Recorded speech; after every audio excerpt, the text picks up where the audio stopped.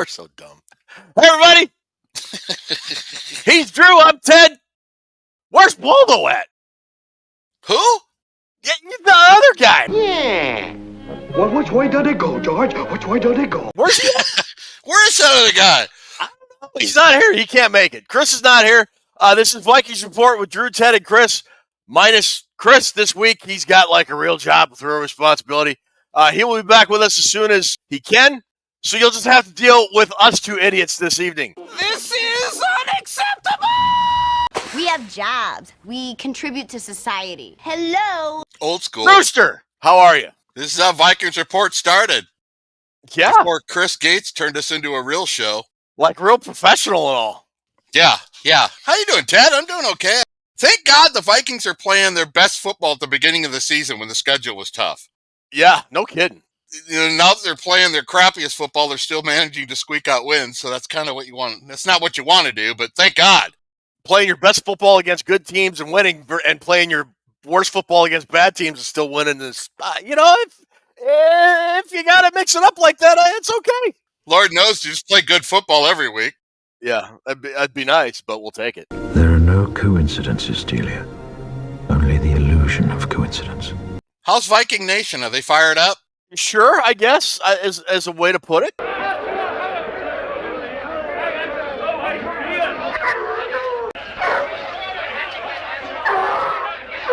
That's fired up, sure. Yeah. Don't want to trade anybody this week? Kick anybody off the team? Fire anybody? You don't want to get rid of people? Haven't heard anything? Sam Darnold, we'll talk about that maybe. We'll figure that out here when we get to the news. Where are we at? Episode 146? 146 shows in the books, dude. Can you believe that? We got to be closing in on like 200 shows, like on our page. Been sober for 4 of them.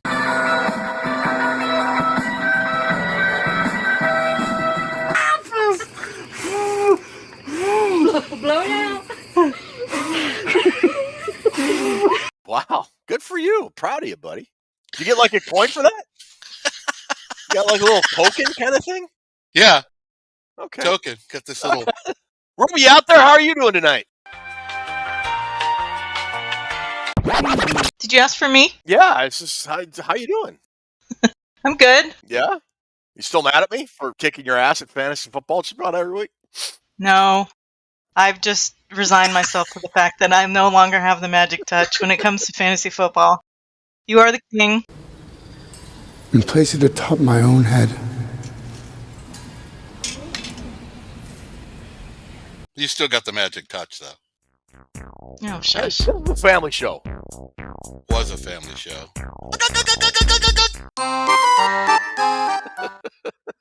Haven't done that in a while. Let's get to it. Oy. Yeah, we got a lot to talk about. We'll talk about Nobody Cares About Your Fantasy Team in a minute. We got Vikings news and info. We got our preview against the downtrodden Tennessee Titans. No trivia this week. Drew does have a milestone at the end of the show. Before we do get going, hey, head on over to Purple Pain Forums. That's purplepainforums.com. Our home away from home on the internet. Great group of community of Vikings fans. None of the crapola you usually see on a lot of Vikings fan pages on some social media sites like on Facebook or on Twitter/X with the insults and the back and forth and stuff. Just real smart folks, real smart topics, real smart webpage, purplepainforums.com. And then Chris normally is with us, but his page is Daily Norseman, the Daily Norseman, the SB Nation Vikings website, dailynorseman.com. He's owned it, run it since 2006 when there were like maybe 6 NFL sites as part of the SB Nation network. Now they cover all 32 teams, all baseball teams, hockey teams, everything you could think of, dailynorseman.com. Speaking of Nobody Cares About Your Fantasy Team. Here we go. I'm kind of a juggernaut this year.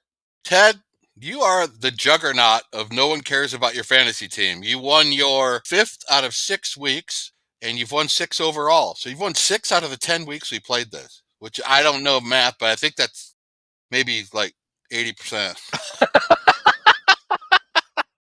Ruby, can you confirm that? Is that 80%? What is it again? 6 out of 10. That's about, I think it's closer to 90%. Drew says it's 80%. Like 51, maybe? Okay, sure. We'll go with that. Somewhere between 50. I've won somewhere between 50 and 90% of this year's weekly Nobody Cares About Your Fantasy Team. Today we are going to learn about percentages. I'll give you 125%, Chef. I don't know percentages, but just over that. I felt stupid all during school, especially in math. Yeah, the standings are moving around. It's still got the top guys with Henneman and Dan Lee and Reggie and Doc Proto. Trooper 88 made a big jump this week, but everybody's still in it. Everybody's in it to win it, and it's a great, great contest, and I got to get back on winning track. I thought I had a good team last week, but Ted, you've been playing really well. Last week, Chris kind of Rochambeau'd all of us. He picked nothing but all Vikings, and I think how about that? That suckered everybody into picking Chris, and it kind of didn't work out. I mean, Hawkinson had a good game. Justin Jefferson had a good game. But, yeah, I kind of thought it was a sneaky good pick because, I thought the Vikings were going to feast on Jacksonville. But anyways, so how do we play? Well, look, we had go back to the first 3-4 weeks of the season. We explained the rules. But right now, Ruby is going to put up our Nobody Cares About Your Fantasy Team picks for this week. So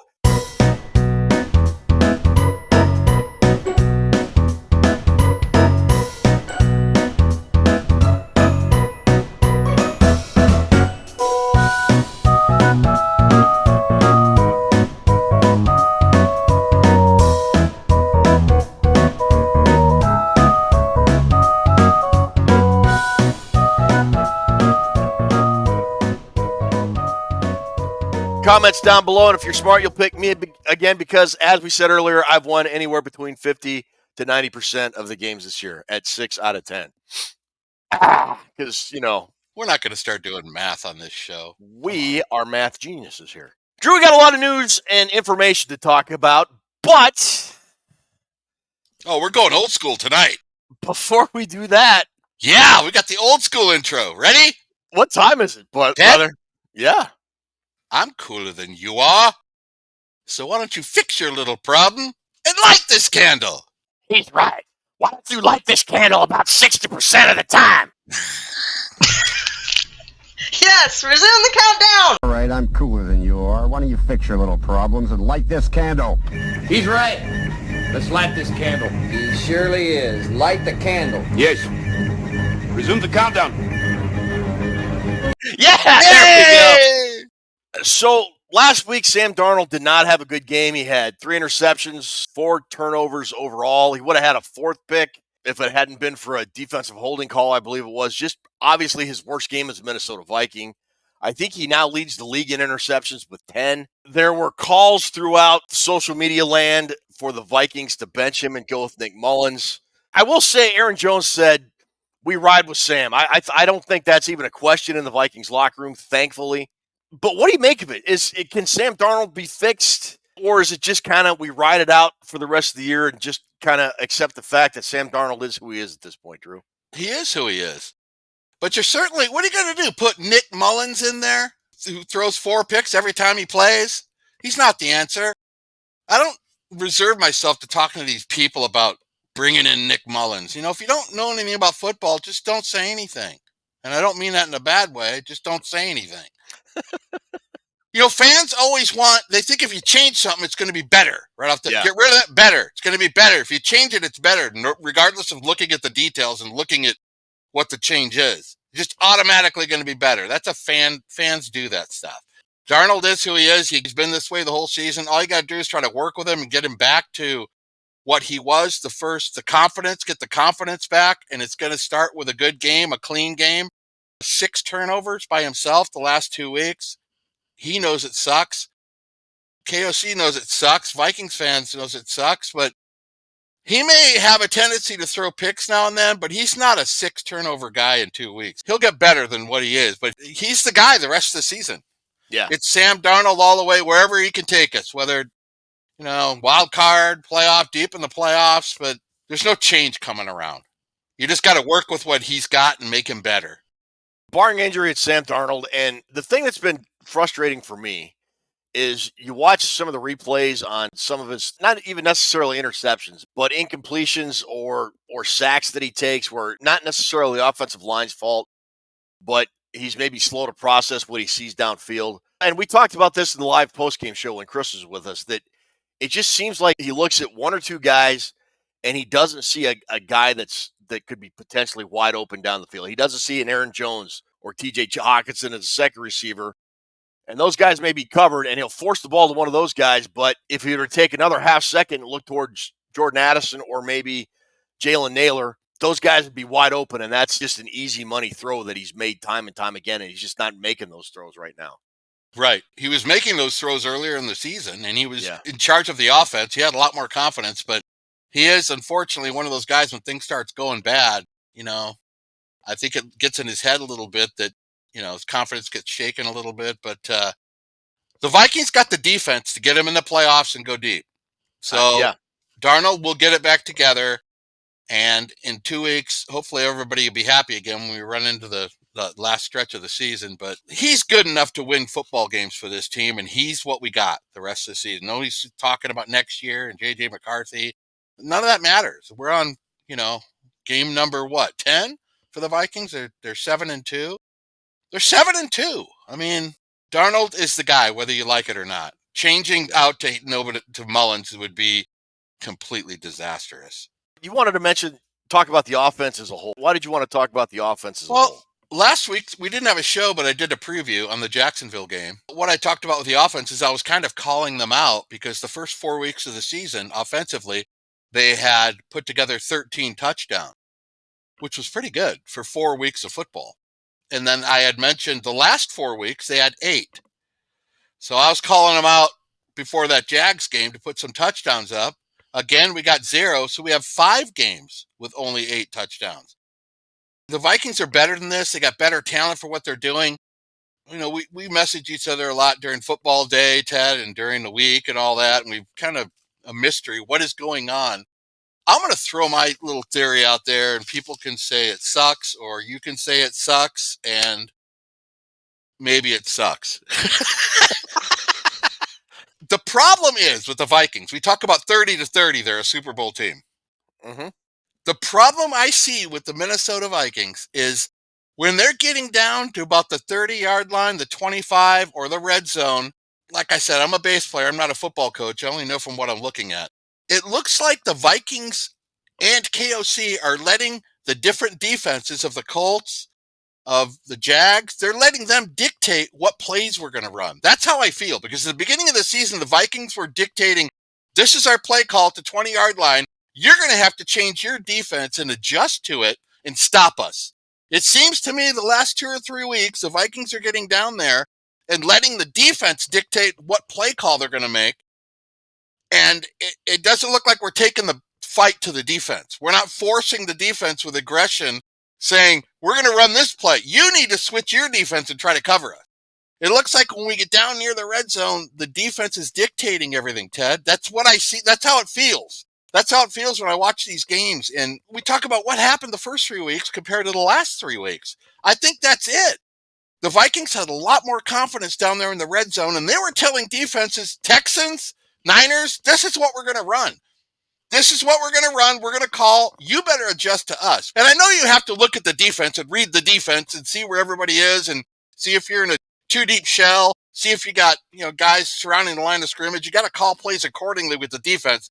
But it looks like to me we're not pushing the pedal and forcing defenses to move to us. That's what I see. Yeah. Part of it I think is the running game. I've got a little bit of a tasty tidbit for you here. When the Vikings signed Aaron Jones, it was to improve the running game. And I'll admit the running game is immensely better than it was last year. But how many rushing touchdowns do you think the Minnesota Vikings have this year, Drew? I'm going to say they don't have as many touchdowns as you have. No one cares about your fantasy football team wins, which is 6. Is it more than 6? No, they only have 4 rushing touchdowns. 2 by Aaron Jones, 1 by C.J. Ham, and 1 by Jordan Addison on that end around in Green Bay early in the season. They haven't had a rushing touchdown since Aaron Jones broke off that 30 or 32-yarder against Detroit in October, whatever that game was, before Halloween. So, I mean, it's been a hot minute since they've had a rushing touchdown. And I think that goes to what you were saying is when they get down closer to the goal line, I don't think they're having as much success running the ball as they were earlier in the year. I think they're getting in or running the ball successfully to begin with. I mean, earlier in the year, they were getting 6, 7, 8 yards on first down. They were getting in 2nd and 3, 2nd and 4. Now it's 2nd and 7, 3rd and 8, and they're forced into more passing situations. It feels like anecdotally. I'd have to go back and research it, but I think we're kind of onto something here because the running game seems to have regressed a little bit, and I don't think it's all Aaron Jones's fault. I noticed when Aaron Jones went out on Sunday, he missed part of the third quarter, a good chunk of the third quarter, and it was Cam Akers and Ty Chandler. And I don't think Cam Akers is as good a running back as Ty Chandler is, at least in carrying the ball. When Ty Chandler carried the ball, the Vikings were getting 6, 7, 8 yards per carry. Cam Akers was losing 4 and 5 yards. I mean, Cam Akers, I don't think he averaged 3 yards a carry. I don't know if that's part of the problem or not, but the Vikings have got to figure out when they run the ball, they have got to get in more manageable down and distance on 1st and 2nd down because I think that's a big part of the problem recently.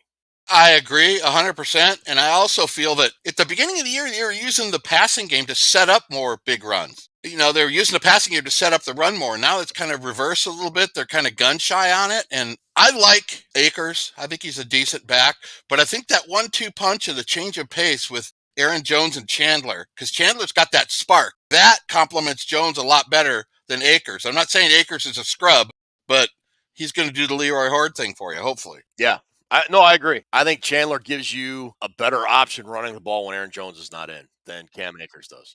Running the ball is a mindset. It's a mindset and it's a will. Take your will to the other team and it's a dominance.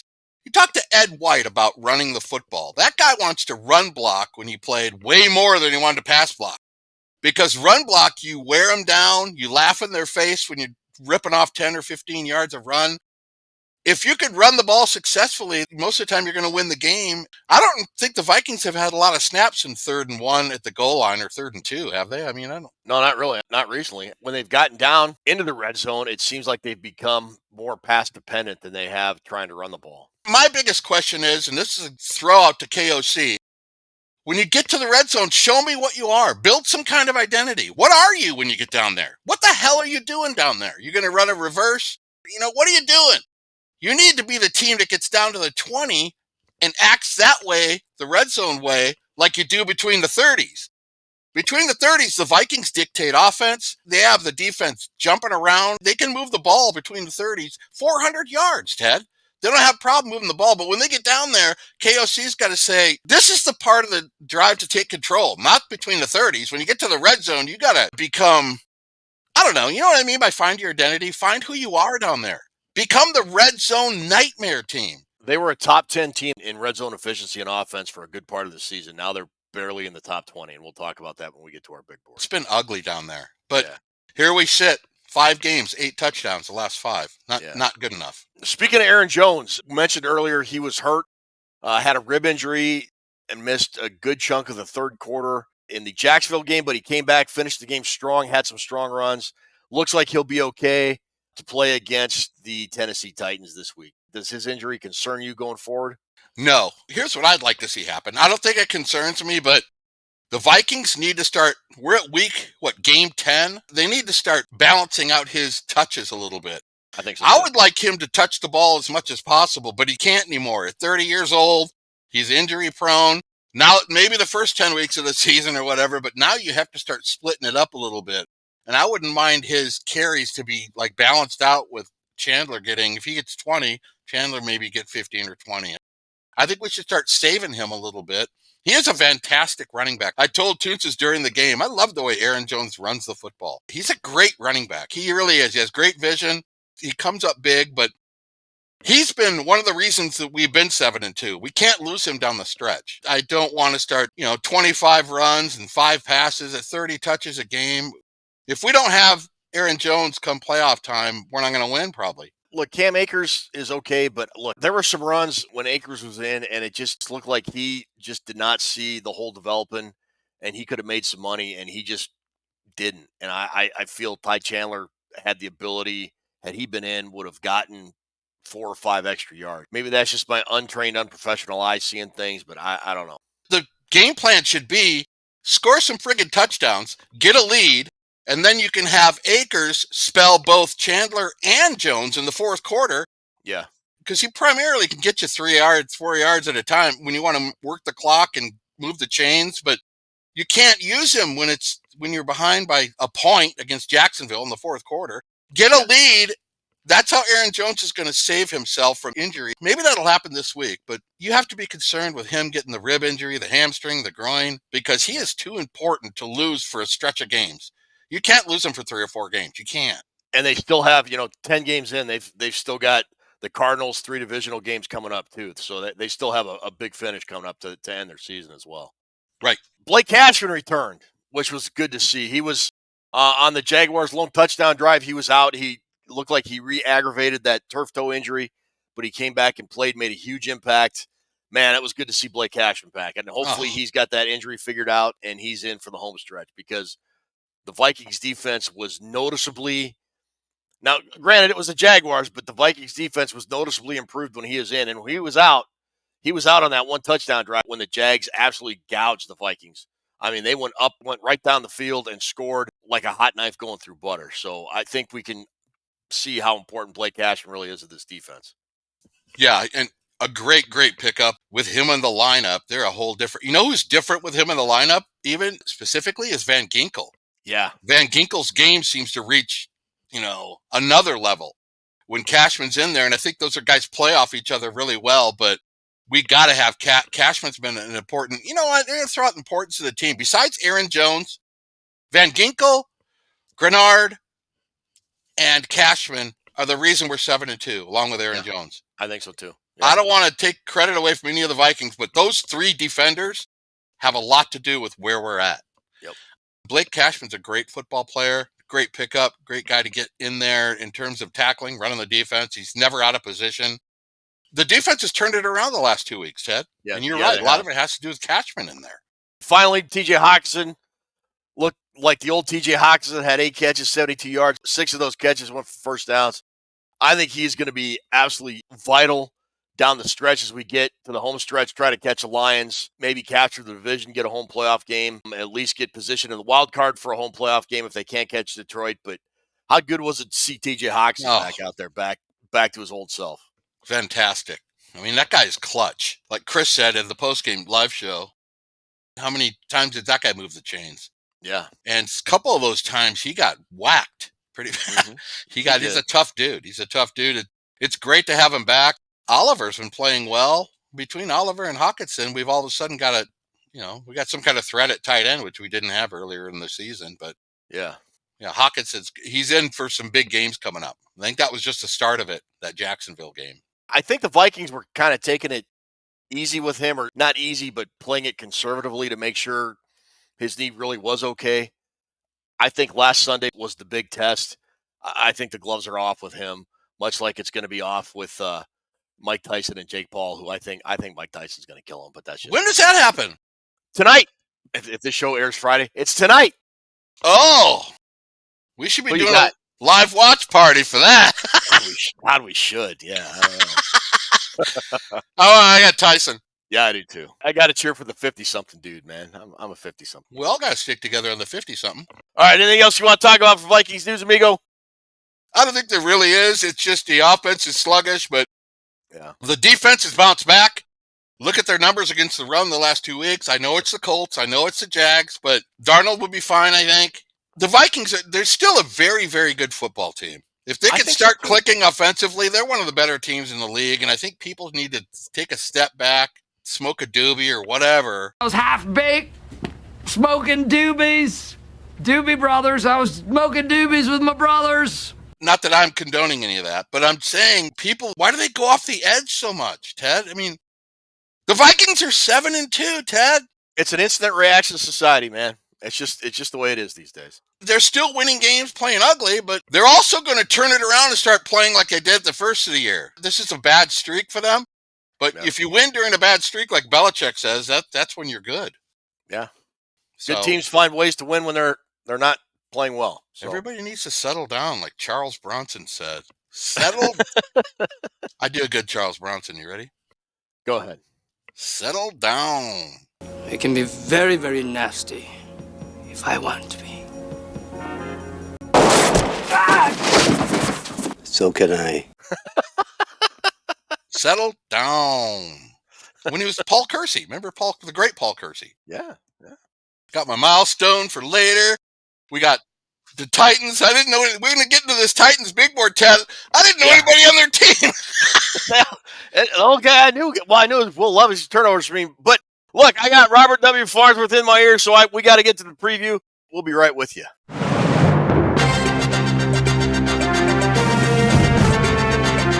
Hello again, everybody. Robert W. Farnsworth here. This week, our Road Warriors stay on the road. They take the Chattanooga Choo-Choo up to Tennessee to face the downtrodden Will Levis and the dastardly Tennessee Titans. Will the Vikings come out whistling Dixie, or will the Titans pull off a Music City miracle? We'll find out. All right. So, 7-2 Vikings travel their second of 3 straight road games to Nashville, face the Tennessee Titans. Nashville's, you ever been to Nashville? Nashville's a nice town. I hear it is, and I hear a lot of people have a good time partying there. Oh, yeah. It's a town I've never been to, Ted. I've never toured through there, so maybe I need to get back on the road and hit Nashville. Maybe I'll call that girl that does Sunday Night Football, see if she needs a bass player. Okay. All right. I forgot her name. Underwood? Underwear? Yeah, Carrie Underwood. Carrie Underwood. Yeah, you'll be waiting all day for Sunday night, pal. All right. Anyways. As always, we'll put up our big board, our tribute to the old NFL Today show with Brent Musburger, Jimmy the Greek Steiner, Phyllis George, Irv Cross. We start with quarterback and we finish with intangibles. Because what are intangibles, Drew? They're things you can't see, Ted. They're things you can't see, son. Also, you'll never be Chuck Foreman. Ever. Ever. No, pick all this stuff up. All right. We'll start with quarterback. I'll kick it off this week. We got Sam Darnold, Will Levis. Will Levis is, we talked about Sam Darnold's turnovers, but Will Levis, if you look up turnover in the Webster's dictionary, you see a picture of Will Levis, man. Now he's had a couple good games. Like last week they played the Patriots, I think it was. Yeah. And he had a very good game. I think it was 17 of 23, whatever it was. But, man, Will Levis, he's got like 11 touchdowns and 11 interceptions. He's got a bunch of fumbles. It's Sam Darnold. Sam Darnold is the quarterback that I'm picking in this game for a bunch of obvious reasons. Ted, Will Levis is poo-poo sauce. I don't know how else to tell you. He is poo-poo sauce like the restaurant in Santa Rosa. He has 7 TDs, 7 picks. Mason Rudolph has 4 TDs and 4 picks. That makes 11-11 you just mentioned. Oh, yeah, team. Yeah, they're flopping around their quarterbacks. One guy gets hurt. Look at that game they played against the Lions, and they lost by 38. They just got their tits licked. Here's the problem with Levis. This is going to work out perfectly for the Vikings defense because the Vikings are still 6th in sacking the quarterback. Let me throw this out there. Talking about a tasty tidbit. 43% of Will Levis's dropbacks when he gets pressured, 43 end in a sack. That is the highest rate in the NFL by far. Last week he got sacked 7 times, and out of those 7 times he held the ball for 4.6 seconds on 6 of them. Jeez. So he doesn't run, he doesn't throw it away, he just gets sacked. He's been sacked 22 times in the 6 games he's played in. Mason Rudolph played in the other ones, but that rate is high.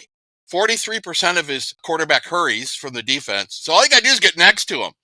Jostle him a little bit. He's going to take the sack rather than throw it away. He's terrible. The Vikings are back on track. Flacco got 154 passing yards, and Mac Jones only got 87. So we're back on track since that Stafford game when he just picked us apart. Just getting to the quarterback is the difference here. Well, at least when Will Levis does throw the ball, the Titans are let me check my notes, 31st in the NFL in passing yards with a 169 yards per game. So the Viking, it's Darnold. Tell us about the run game, Drew. Yeah, Darnold gets a check mark. Easy on Darnold for me too. What do I got for the run game? The Vikings rush attack. They've rushed for 100+ yards in 7 of the 9 games they played as a team, which is right where you want to be. 3 of the last 4, 139 rushing yards against the Lions, 64 against the Rams, a little low, 133 against the Colts, and 169 last week against the Jags. So the running game is back on track. We've already talked about that earlier when we were going over the notes, but statistically it's pretty close. If you're going to pick out any part of the Titans' game that is consistent offensively, it's the run game. But Spears, Pollard, they're both got banged up last week in that Patriot game. I'm not sure what kind of status they're going to have. I'm not really worried about them either way. I give the Vikings a check mark, but they can run the football. They ran for 158 on the Lions. Last week, they had 167 on the Patriots. So we'll have to see what they're going to bring this week. But their offensive line is banged up too. We'll get to that in a minute. Yeah. That's going to have something to do with it. But the Titans' problem is nobody's scared of Levis. Nobody's scared of what they're going to do pass-wise. So they are forced to be good at running the football. They're not going to get any yards at all. So it was really close for me, but I gave the check mark to the Vikings. I'm going to give it to the Vikes simply because the Vikings are second in the NFL defensively at stopping the run. It's, 79 yards a game. Tennessee's 10th in the NFL running the ball. The Vikings are smack dab in the middle, but that's only 6 yards per game difference. 126 for Tennessee versus 120. You brought up the point that nobody's scared of Will Levis. Brian Flores is going to take the running game away from Tennessee pretty early, and they're going to make Will Levis throw the ball. That's why I'm going to give the advantage to the Vikings, because once they start making Will Levis drop back, they're either going to sack him, and he's either going to fumble it, or he's going to start throwing interceptions. And I think this is going to be a game for the Vikings defense to feast. So that's why I'm going to give the check mark to the Vikings running game here. Right. I think it's offensively, it was close for me, but when you factor in the run defense by each team, yeah, that's what pushed it to the Vikings for me, the check mark. Plus, I'm wearing this hat, so. Yeah. For the receiving game, yeah. Look, I don't want to take anything away from Chig Okonkwo. Don't take. I mean, it's like, but he's their tight end. What's his name? Twig? Did you say Twig? Chig. Chig. Chiggy bang bang. What is it? Yeah. Chiggy bang bang. We love you. He's no Stewie Voigt. Let me tell you. Calvin Ridley's their top threat. Look, Vikings.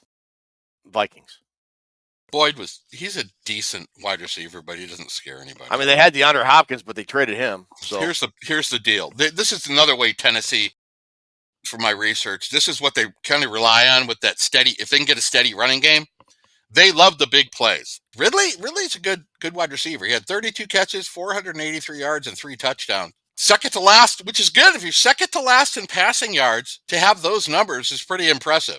He still had 8 catches, Ted, of 20 or plus more yards. With that sad-ass 169 yards a game, he's still putting up 8. They have a total of 20 pass plays of 20 yards or more, and we have 35, with Jefferson leading with 35. That's a difference on that. I give it to the Vikings here, too. It seems that they have a big edge in the receiving game. I mean, you mentioned Tyler Boyd, serviceable wide receiver, but he's like KJ Osborne to me. I mean, he's the guy you got to keep an eye on, Ted. Him and Boyd. Ridley likes to get those big chunk plays. They like to get him deep, and the Vikings got to cover that, and they'll be fine. They get the check in the receiving game. I don't know. Yeah. I don't know how you even come close doing that. I don't either. Tell me about the offensive line. Offensive line. Had to give it to the Vikings again, Ted. You know, they've been giving up a lot of sacks, but last week they kind of figured out only give up 1 to the Jags. But before that, they had given up 7. The previous 2 games, the Colts and the Rams, they seem to be faltering back on their heels a little bit. Tennessee's offensive line is poo-poo sauce. There's a lot of that. A lot of poo-poo sauce tonight. They lost their starting center, Cushenberry. He's out for the season, or on IR. So they lost him. They've been doing the shuffle with the other offensive linemen to try to get, they bench a guy for 2 games. They're doing the TJ Clemmings, Mike Remmers thing. That's what they're doing in Tennessee, which is strange because the last 2 years, their first-round pick has been an offensive lineman each year.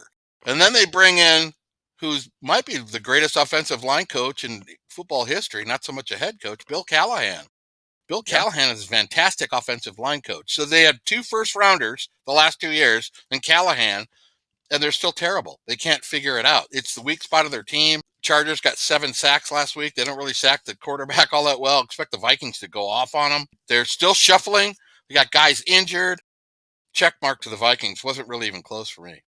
Yeah, Cam Robinson had his worst game in a couple of years. He had, I think, 7 pressures against the Jaguars he gave up. But before that, he'd only had 4 pressures in the previous, I think, 3 or 4 games, 100-some snaps. You asked me earlier before we recorded if there was any article out there that had ranked the offensive line, and Pro Football Network had come out kind of an updated one, and they had the Vikings offensive line ranked 9th overall, which is kind of surprising that they're in the top 10.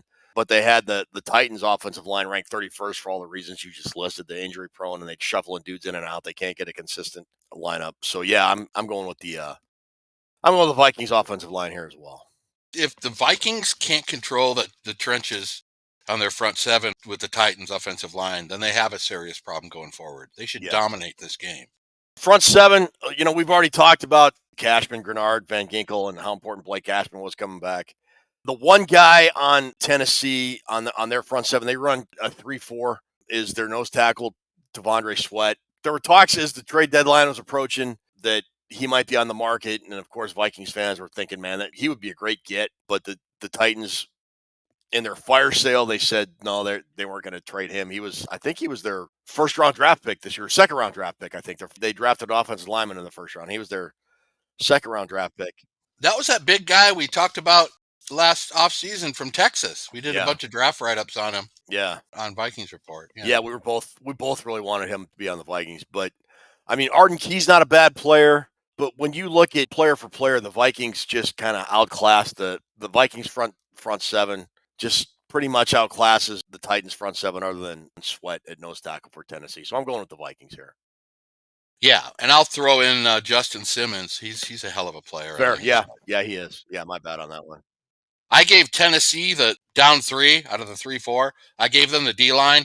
They're pretty stout with Sweat and Simmons at the D-line. But when it comes to linebackers, it's not even close, Ted. It's not.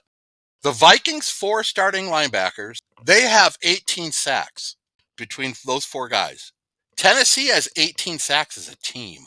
So the Vikings are much, you know what I mean? Their edge guys are much more dangerous than Tennessee's are. Murray's no slouch at linebacker. He's a good linebacker from Alabama to the Chargers and now with the Titans. He's always been consistent, good tackler. But the Vikings have him beat very badly at linebacker, and that's going to show Sunday. I give him big check mark to the Vikings. Big edge there. Tell me about the secondary, Drewster. Secondary seems like it's something that was saving their season. A big mystery to Tennessee is that number 1 in pass defense. Wasn't that shocking? Yeah, number 1 in total yards allowed per game, but the secondary was number 1 in the league. Now, if you got a team only generating 18 sacks, which lands them at about 27th, they're very weak at sacking the quarterback with only 18. Generally, your secondary is going to get worked. Yeah. The fact that they are number 1 without creating any pressure on the quarterback is a big poo-poo sauce mystery, Ted. But they've lost a couple guys back there. Quandre Diggs, he's on IR. Awuzie is on IR. And they might have had those guys at the beginning of the season. Ladarius Sneed didn't play last week. They don't know his status for this week. You know, it was weird. They were playing a 2-4-5 against the Patriots. 2 down linemen, 4 linebackers, and 5 guys in the secondary. It was kind of weird. Kept them close, but they rely a lot on their corners, especially their nickel corners. But with the injuries, they got injuries back there. This is a lot like the Jags, Ted. Bunch of injuries. Titans are beat up. And they're not the same secondaries that they had back there that got them to number 1. So I think the Vikings can make a little hay there. With their injuries, without the injuries, they would have got my check mark, the Titans. But I like how the Vikings secondary has been playing the last 2 weeks. They're fully healthy. They're going against Levis. The Vikings should drag down a couple picks. And if you look at, here's a stat that kind of screwed me over from last week. Remember I said the Jags only have 2 interceptions. And of course they get 3 in one game against us. Tennessee only has like 3 picks, Ted. They only have 3 interceptions as a defense. And I believe, is it Amani Hooker that has all 3 of them?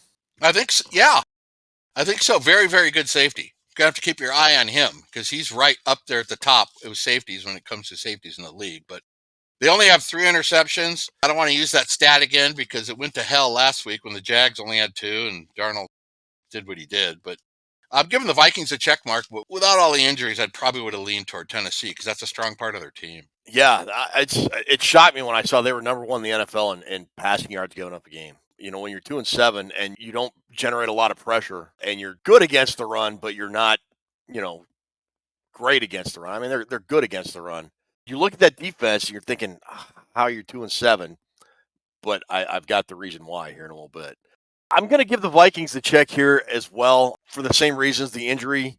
the injuries they're suffering, the way the Vikings defense is playing, or especially the secondary, and the pressure that I think the Vikings front seven is going to be able to bring against Will Levis. I think they're going to force him into mistakes. That's a factor with the secondaries. It's a big factor. It's going to cost Tennessee into turnovers. Now, hopefully, Sam Darnold is not going to reciprocate like he did last week against Jacksonville. So we'll see what happens. But yeah, my check mark barely. Like you said, if they were healthy, if they were fully healthy, I'd give it to Tennessee as well. But because of their injuries, I'm gonna give the check mark to the Vikings as well. Red zone.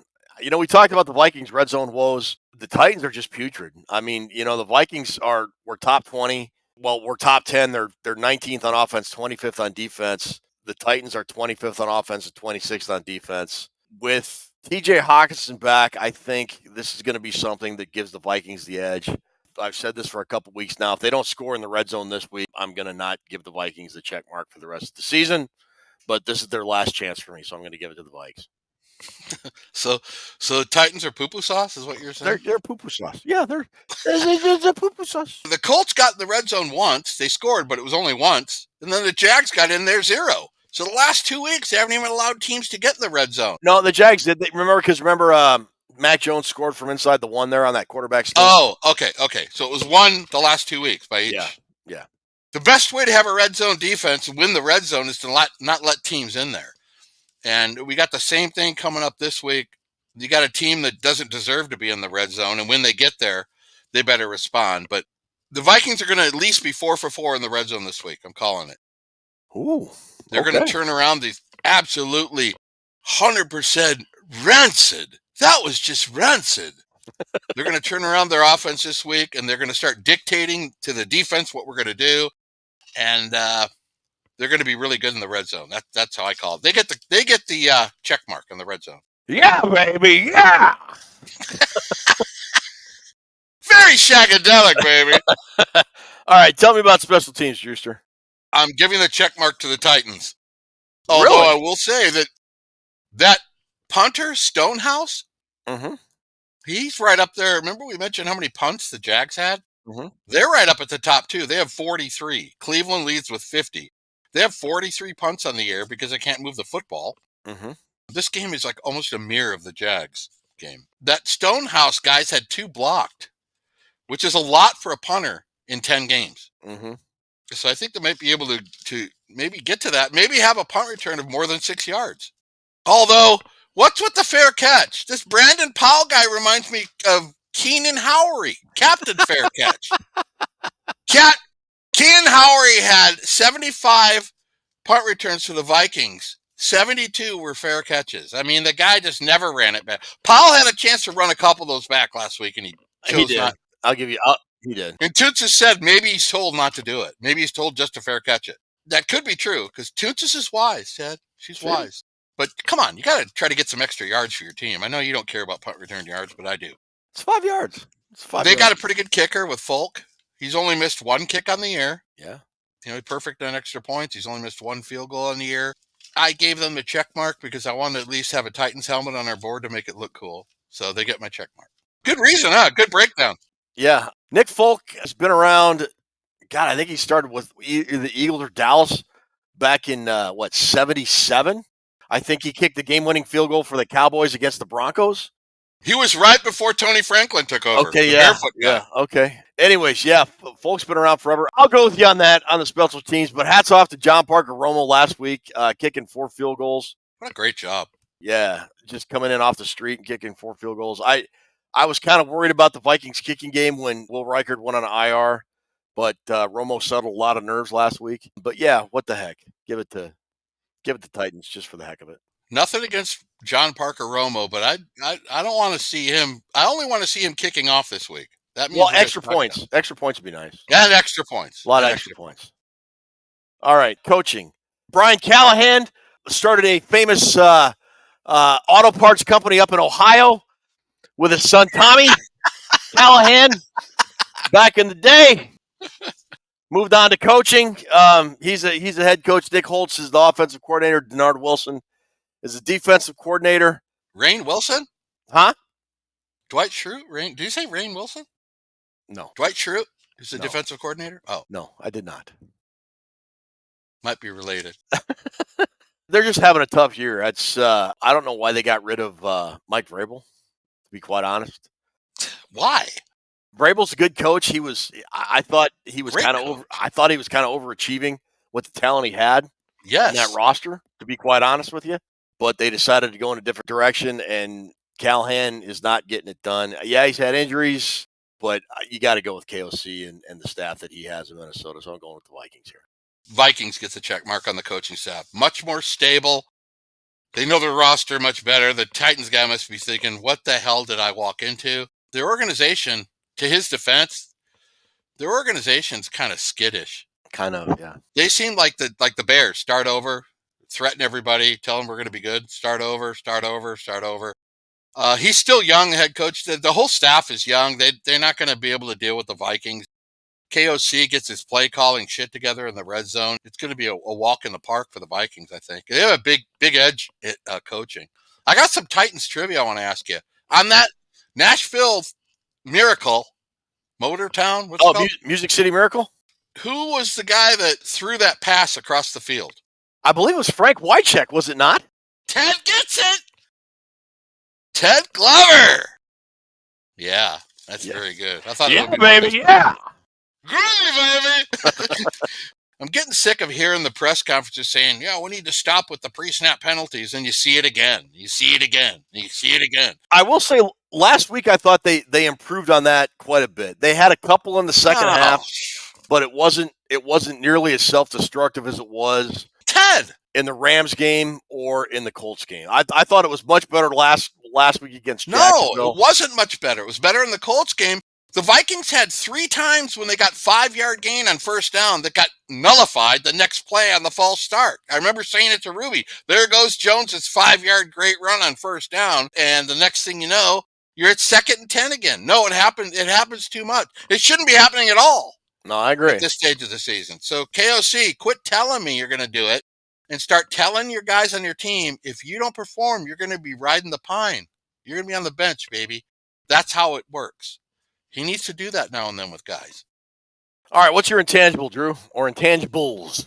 Intangibles? I'm actually defer to you because I did not prepare any. I got a summary. I don't have any intangibles. Well, my intangibles are fairly simple. It's turnover margin. You know, we talked about how good the Titans defense is and why are they 2-7. Well, I'll tell you why.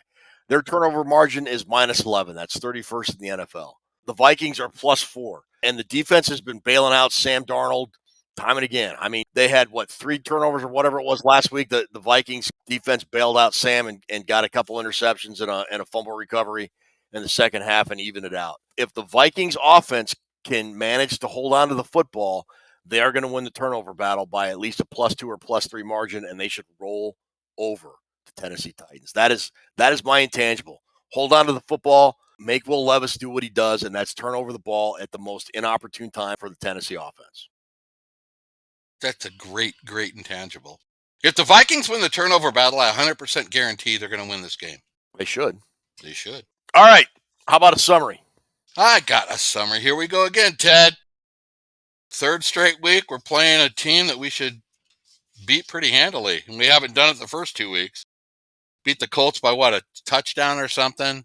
Mm-hmm. Somehow beat the Jags. Mm-hmm. Also, I'm going to say real quick, I don't like seeing fans going, first team since 2006 to get 3 turnovers. They won the game. First team to... You're not going to hang your hat on shit like that. I don't think they were. I think it's usually a stat like a team that plays against the Vikings that turns the ball over 3 times and doesn't score a touchdown and still wins. That's something that usually happens to the Vikings, not for yeah, the but Vikings. It's nothing to be proud of. I mean, it's not, but it's still, they still won. So Vikings play a sub-500 team. They should beat easily, handily, whatever other word you want to throw in their poo-poo sauce. For 2 weeks, they played sloppy. They played undisciplined football, Ted. The reason we won is because the opponents suck. The Rams had Stafford. They pretty much suck too, but with Stafford, they managed to pull it out. They have good wide receivers. Vikings, Titans, 2 teams that turn the ball over quite a bit. I think the Vikings will clean that up.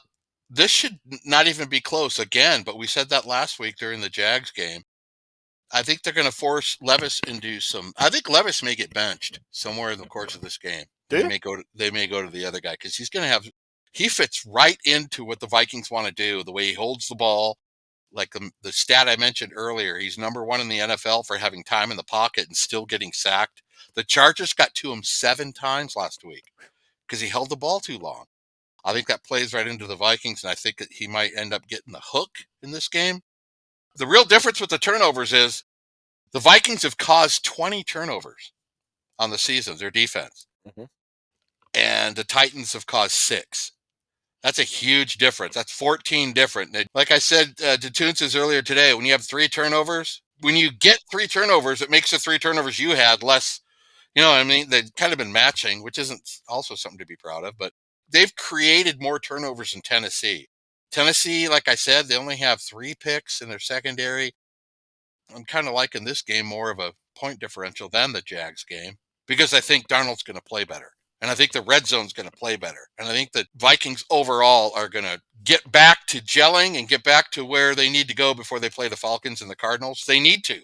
They need to go out and take care of business and not have this game lingering into the 4th quarter, Ted. They can't do that. I agree. So that's my summary. Take care of business. Take care of the ball. You look at the Titans. Here's the games they've lost, Ted. They lost by 7 to the Bears, 7 to the Jets, 16 to the Packers. They lost by 3 to the Colts, 24 to the Bills. They lost by 24, and then the following week, they lost by 38. 24 and 38 back-to-back. They lost by 10 to the Chargers last week. 7 of the 9 games, the Titans have been under 300 yards of offense. 7 of 9. Come on, Vikings. Get it done. Get some turnovers. Get a rushing touchdown for Ted, and they should win this game. I'm kind of not worried about it. Yeah, I was going to say, you know, when you look at the teams Tennessee has played, the good teams they played, Buffalo, they got blown out 34-10. Detroit, they got blown out 52-14. If you think the Minnesota Vikings are a good team, you should see a score something along those lines. Maybe not 52-14, but 34-17, 34-10, 31-13, something along those lines. If you think the Vikings are good, they should beat this team handily, and it should be like, you know, one of the scores we saw earlier in the year from the Vikings when they were beating Houston, San Francisco, the Giants 28-6 to open the season. A game like that. It should not be one of these games where we have to rely on John Parker Romo to kick a field goal in the 4th quarter to give them a 2-score lead and force Jacksonville to drive the field to score a touchdown to win the game. It should not come down to that this week. It should not. If it does, there are issues that are much bigger that we have to consider as we head into like the real meat and potatoes as we get into our last 3 division games. The Arizona Cardinals, who are now suddenly pretty doggone good, and the Atlanta Falcons with Kirk Cousins. And the Falcons are a pretty decent team, even though they lost kind of in a mini slump. So, yeah, the Vikings need to just kind of make a statement and take care of business this week so they can keep pace with Detroit, who looked very mortal last week against Houston, even though they ended up pulling that game out and winning at the end. Can't argue with you there. That Detroit game Tennessee played in, they were down 35-14 to the Lions. The difference is, if the Vikings have the Titans at 35-14, O'Connell's just going to run it and take knee and not going to worry about scoring anymore. The difference is Dan Campbell's aggressive, so they put up another, 17 points in the second half when they had them beat. They kept passing. They put the pressure on the defense. They were grinding their nose in it. And that's how you coach. That's how you're supposed to coach. Yeah. Make them stop you. That's why it went from 35-14 to 52-14. We don't usually do that to people, but I'm hoping somehow Kevin O'Connell learns how to do it. But yeah, you're right. You better straighten the ship now because you got some teams that are on the upswing right now. Mm-hmm. Like you said about the Cardinals, man, they're not playing the same way they were the first 3 weeks of the season. They're playing really well. All right. With that, that's our weekly preview. What's your milestone before we get out of here for the week, Drewster? Of course, it's Justin Jefferson because of course. He got some great milestones. Check this out. With his 48 receiving yards last week versus Jacksonville, JJ has moved into 4th place on the all-time Vikings receiving yard franchise list with 6,730, passing Adam Thielen. Next up is the great Anthony Carter from University of Michigan. The great Anthony Carter. JJ needs 907 yards to pass Anthony Carter and move into 3rd place on the Vikings. I think he can do it this week. He's got 8 games left. That would be a record, I think. Morton Flipper Anderson. He needs 907 yards. With 8 games left, he could still pass him in his regular season. 907 isn't out of the question. It's really not, no. Get this. You ready for this, though? Mm-hmm. AC has 7,636 yards as a Viking, Anthony Carter, in 133 games. Okay. Justin Jefferson has played in 77 games, 56 less games. Wow. 56 less games. And he needs 907 yards to 56 games less than AC, and he needs 900 yards to pass him. 907 yards to pass him. On the NFL all-time list, in case the fans out there are wondering, Justin Jefferson is number 178 on the all-time NFL list, but you can move up these lists really fast. Yeah. He has 6,700 yards and change. If he gets to 7,000, which is only 300 more yards, he moves up 18 spots from 148 or 178 to 130 or 40. So those NFL all-time lists, you could pass like 10 guys a week. Is that like 3 seasons of football? It's like Wayne Gretzky type stats when Gretzky was playing in the NHL, man. It really is. Like when I was a kid watching Fran Tarkin, at some point, every time Tarkin threw a pass, he set an NFL record. Every time he completed a pass, he set an NFL record. Every time he threw a touchdown, he set an NFL record. We're getting to the point soon where Justin Jefferson is going to be in the greatest of all time conversation. We are not there yet, but we are fast approaching it. I mean, I watched Randy Moss. I saw the Purple People Eaters at the tail end of their run. We are watching history unfold on a weekly basis with this player. That's how good he is. Enjoy this, because players like Justin Jefferson do not come along very often, boys and girls. I'd blow the whistle, but I lost it. I don't know where it is. Toons just probably threw it away. That's my milestone for the night. All right, well, that about do it for episode 146. For Drew, for Ruby, I'm Ted. Hey, please subscribe, like, do all that stuff you're supposed to do. Wait. What? 66 degrees, no rain this week. Viking report, weather report. There we go. There we go. There it is. I don't want to be sending a message going, where's the Viking weather report? All right, so for Drew, for Ruby, I'm Ted. We still haven't found Waldo. We'll look for him next week. He should be with us on the post-game show, though.